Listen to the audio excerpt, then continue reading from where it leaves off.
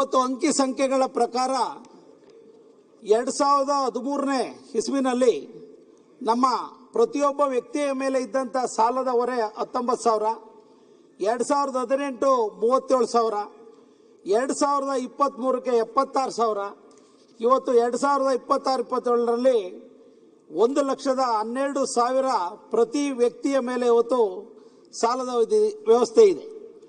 ಇದರ ಜೊತೆಗೆ ಆರ್ಥಿಕ ಶಿಸ್ತಿನ ಮಿತಿಯನ್ನ ದಾಟಿಲ್ಲ ಎಂಬತಕ್ಕಂಥ ಅಭಿಪ್ರಾಯವನ್ನ ಆಯವ್ಯಯದಲ್ಲಿ ತಿಳಿಸಿದ್ದಾರೆ ಮಾನ್ಯ ಸಭಾಧ್ಯಕ್ಷೆ. ರಾಜ್ಯದ GSDP 24.91% ತಲುಪಿದೆ. ಆರ್ಥಿಕ ಶಿಸ್ತಿನ ಮಿತಿಯನ್ನ ದಾಟತಕ್ಕಂಥದಕ್ಕೆ ಕೇವಲ 0.09 ಮಾತ್ರ ಬಾಕಿ ಇದೆ ಮಾನ್ಯ ಸಭಾಧ್ಯಕ್ಷೆ. ಸಾಲವನ್ನು ಕಡಿಮೆ ಮಾಡತಕ್ಕಂಥ ನಿಟ್ಟಿನಲ್ಲಿ ಸರ್ಕಾರ ಒಂದು ಪ್ರಯತ್ನವನ್ನು ಮಾಡಿಲ್ಲ ಎಂಬತಕ್ಕಂಥದ್ದನ್ನು ತಿಳಿಸಲಿಕ್ಕೆ ಬಯಸ್ತಾ ಇದ್ದೇನೆ. ಆರ್ಥಿಕ ಪರಿಸ್ಥಿತಿಯ ಸ್ಥಿತಿಗತಿಯ ನೋಟ ಕೂಡ ಇದರಂತೆ ಇದೆ. ಈ ಒಂದು ಸಂದರ್ಭದಲ್ಲಿ ಇವತ್ತು ರಾಜ್ಯ ಸಾಲದ ಕೂಪಕ್ಕೆ ಬಂದಿದೆ ಎಂಬತಕ್ಕಂಥ ಅಭಿಪ್ರಾಯವನ್ನು ಕೂಡ ನಾನು ಈ ಸಂದರ್ಭದಲ್ಲಿ ವ್ಯಕ್ತ ಮಾಡಲಿಕ್ಕೆ ಬಯಸ್ತೇನೆ. ಯಾಕೆಂದರೆ ಪ್ರತಿ ವರ್ಷನೂ ಕೂಡ ಸಾಲದ ಹೊರೆಯನ್ನು ಕಡಿಮೆ ಮಾಡುವ ಒಂದು ಪ್ರಯತ್ನವನ್ನು ಆಯಾ ಕಾಲಘಟ್ಟಗಳಲ್ಲಿ ಸರ್ಕಾರಗಳು ಮಾಡಬೇಕಾಗುತ್ತೆ. ಸಾಲದ ಹೊರೆ ಹೆಚ್ಚಾಗ್ತಕ್ಕಂಥ ಒಂದು ಪರಿಸ್ಥಿತಿ ಮುಂದಿನ ದಿನಗಳಲ್ಲಿ ಒಂದು ರಾಜ್ಯ ಸರ್ಕಾರ ಒಂದು ಆತಂಕಕ್ಕೊಳಗಾಗ್ತದೇನೋ ಅಂತಕ್ಕಂಥ ಭಾವನೆ ಆಗ್ತದೆ. ಇದರಲ್ಲಿ ನಮಗೆ ತಿಳಿಪಡಿಸ್ತಕ್ಕಂಥದ್ದು ಏನಪ್ಪ ಅಂದರೆ ಅಭಿವೃದ್ಧಿ ನಾವು ಮರಿಬೇಕಾದಂಥ ಸ್ಥಿತಿ ನಿರ್ಮಾಣ ಆಗ್ತದೆ. ಮಾನ್ಯ ಸಭಾಧ್ಯಕ್ಷೆ, ಇವತ್ತು ಬೇಡಿಕೆಗಳಿಗೆ ಅನುಗುಣವಾಗಿ ಅನುದಾನದ ಲಭ್ಯತೆ ಇಲ್ಲದಲೆ ಪ್ರತಿಯೊಂದು ಕ್ಷೇತ್ರದಲ್ಲಿ ಇವತ್ತು ನಮಗಿಂತ ಆಡಳಿತ ಪಕ್ಷದ ಶಾಸಕರಿಗೆ ಇವತ್ತು ಹೆಚ್ಚು ಅನುದಾನ ಸಿಕ್ಕಿರಬಹುದು, ಆದರೆ ಇವತ್ತು ಅನುದಾನಕ್ಕೆ ಭಿಕ್ಷೆ ಬೇಡುವಂಥ ಸ್ಥಿತಿ ಇವತ್ತು ನಿರ್ಮಾಣ ಆಗ್ತಿದೆ. ಇದು ಎರಡೂ ಪಕ್ಷದಲ್ಲೂ ಕೂಡ ಇದೆ ಅಂತಕ್ಕಂಥ ನನ್ನ ಅಭಿಪ್ರಾಯ.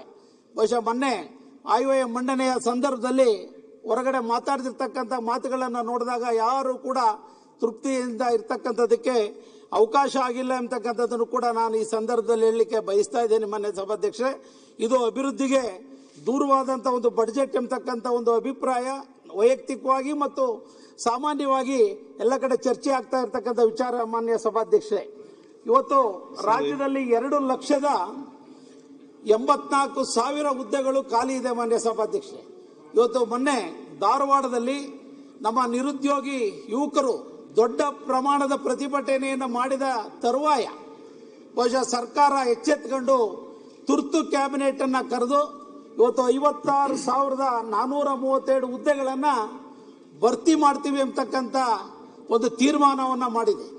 ಆದರೆ ಯಾವುದೇ ಕಾಲಮಿತಿಯನ್ನು ತಿಳಿಸಿಲ್ಲ. ಯಾಕಂದರೆ 3 ತಿಂಗಳಲ್ಲೋ 6 ತಿಂಗಳಲ್ಲೋ ಇವತ್ತು ನಿರುದ್ಯೋಗಿಗಳ ಸಂಖ್ಯೆ ವರ್ಷದಿಂದ ವರ್ಷಕ್ಕೆ ಜಾಸ್ತಿ ಆಗ್ತಿದೆ. ಮಾನ್ಯ ಸಭಾಧ್ಯಕ್ಷೆ, ಇದರ ಬಗ್ಗೆ ಸರ್ಕಾರ ಎಲ್ಲೋ ಒಂದು ಕಡೆ ವಿಳಂಬ ನೀತಿಯನ್ನು ಅನುಸರಿಸ್ತಾ ಇದೆ ಅಂತಕ್ಕಂಥದ್ದು ನಮ್ಮ ಅಭಿಪ್ರಾಯ. ಮಾನ್ಯ ಸಭಾಧ್ಯಕ್ಷೆ, ಇವತ್ತು ನೀರಾವರಿ ಪ್ರಮುಖವಾದಂಥ ಇಲಾಖೆ. ಮಾನ್ಯ ಸಭಾಧ್ಯಕ್ಷೆ, ರಾಜಸ್ಥಾನವನ್ನು ಹೊರತುಪಡಿಸಿದರೆ ಇವತ್ತು ಅತಿ ಹೆಚ್ಚು ಡ್ರೈ ಬೆಲ್ಟ್ ಹೊಂದಿರತಕ್ಕಂಥ ರಾಜ್ಯ ಯಾವ್ದಾರ ಇದ್ರೆ ಅದು ಕರ್ನಾಟಕ ರಾಜ್ಯ ಎಂಬತಕ್ಕಂಥದ್ದು ಸ್ಟ್ಯಾಟಿಸ್ಟಿಕಲ್ ಪ್ರಕಾರ ಇರ್ತಕ್ಕಂಥ ವಿಚಾರ. ಮಾನ್ಯ ಸಭಾಧ್ಯಕ್ಷೆ, ಇವತ್ತು ಕೃಷ್ಣ ಮತ್ತು ಕಾವೇರಿ ಈ ರಾಜ್ಯದ 2 ಕಣ್ಣುಗಳು. ಮಾನ್ಯ ಸಭಾಧ್ಯಕ್ಷರೇ, ಈ ಒಂದು ಸಂದರ್ಭದಲ್ಲಿ ಇವತ್ತು ಬಹುಶಃ ಕಾಳೇಶ್ವರ ಅಂತ ಒಂದು ಆಂಧ್ರ ಮತ್ತು ತೆಲಂಗಾಣದಲ್ಲಿ ಒಂದು ಲಿಫ್ಟ್ ಇರಿಗೇಷನ್ ಇದೆ. ಮಾನ್ಯ ಸಭಾಧ್ಯಕ್ಷೆ, ವರ್ಲ್ಡ್ ಅಲ್ಲೇ biggest lift irrigation in the world Kaleshwara lift irrigation. ಇವತ್ತು 200ಕ್ಕಿಂತ ಹೆಚ್ಚು TMC ನೀರನ್ನ 13 ಜಿಲ್ಲೆಗಳಿಗೆ ಒದಗಿಸ್ತಕ್ಕಂಥ ಯೋಜನೆ. ಯಾಕೆ ಈ ಮಾತನ್ನು ಹೇಳ್ತೀನಿ ಅಂದರೆ, ಪ್ರಾರಂಭ ಮಾಡಿದಂಥ ಯೋಜನೆಗಳು ಪೂರ್ಣ ಪ್ರಮಾಣದಲ್ಲಿ ಮುಗಿದೇ ಹೋದರೆ ಇವತ್ತು ರೈತರಿಗೆ ಪೂರ್ಣ ಪ್ರಮಾಣದಲ್ಲಿ ನೀರು ಒದಗಿಸ್ತಲೇ ಅವ್ರಿಗೆ ಮೋಸ ಆಗ್ತಕ್ಕಂಥ ಸ್ಥಿತಿ ಇವತ್ತು ನಿರ್ಮಾಣ ಆಗ್ತದೆ. ಮಾನ್ಯ ಸಭಾಧ್ಯಕ್ಷೆ, ಮಾಜಿ ಪ್ರಧಾನಿಗಳಾದಂಥ ದೇವೇಗೌಡರು ಈ ರಾಜ್ಯದಲ್ಲಿ ಮುಖ್ಯಮಂತ್ರಿಗಳಾಗಿದ್ದಂತಹ ಸಂದರ್ಭದಲ್ಲಿ ಇವತ್ತು UKP ಪ್ರಾಜೆಕ್ಟ್ 519 ಮೀಟರ್ಗೆ ಎತ್ತರಿಸುವ ಮೂಲಕ ಆ ಭಾಗದಲ್ಲಿ 5-6 ಜಿಲ್ಲೆಗಳಿಗೆ ಗುಲ್ಬರ್ಗ, ಯಾದಗಿರಿ, ಬಾಗಲಕೋಟ್, ಅದೇ ರೀತಿ ರಾಯಚೂರು ಇವೆಲ್ಲ ಜಿಲ್ಲೆಗಳಿಗೆ ಒಂದು ಬಿಜಾಪುರ ಸಮರೋಪಾದಿಯಲ್ಲಿ ಒಂದು ಅವಕಾಶವನ್ನ ಮಾಡಿಕೊಟ್ಟಿದ್ದನ್ನು ನಾವು ಕೂಡ ಸ್ಮರಿಸ್ಕೋಬೇಕು ಅಂತಕ್ಕಂಥದ್ದನ್ನು ಕೂಡ ಹೇಳ್ತಾ, ಮಾನ್ಯ ಸಭಾಧ್ಯಕ್ಷರೇ, ಇವತ್ತು 525 ಮೀಟರ್ಗೆ ಹೆಚ್ಚುವರಿ ಮಾಡಲಿಕ್ಕೆ ಇವತ್ತು ಬಡ್ಜೆಟ್ನಲ್ಲಿ ಆ ಭಾಗದಲ್ಲಿ ಏನು ಮುಳುಗಡೆ ಆಗ್ತಕ್ಕಂಥ ರೈತರಿಗೆ ಇವತ್ತು 30 ಲಕ್ಷ 40 ಲಕ್ಷ ರೂಪಾಯಿನ ಎಕರೆಗೆ ಘೋಷಣೆ ಮಾಡಿದ್ದಾರೆ. ಆದರೆ ಆ ಪ್ರಾಜೆಕ್ಟ್ ಮುಗಿಲಿಕ್ಕೆ ಸುಮಾರು 87,000 ಕೋಟಿ ಅಂದಾಜು ಬೇಕು ಅಂತಕ್ಕಂಥ ಮಾಹಿತಿ ಅಂಕಿ ಸಂಖ್ಯೆಗಳ ಮೂಲಕ ಇರುವಂತದ್ದನ್ನು ಕೂಡ ನಾನು ಈ ಸಂದರ್ಭದಲ್ಲಿ ಹೇಳಲಿಕ್ಕೆ ಬಯಸ್ತೇನೆ.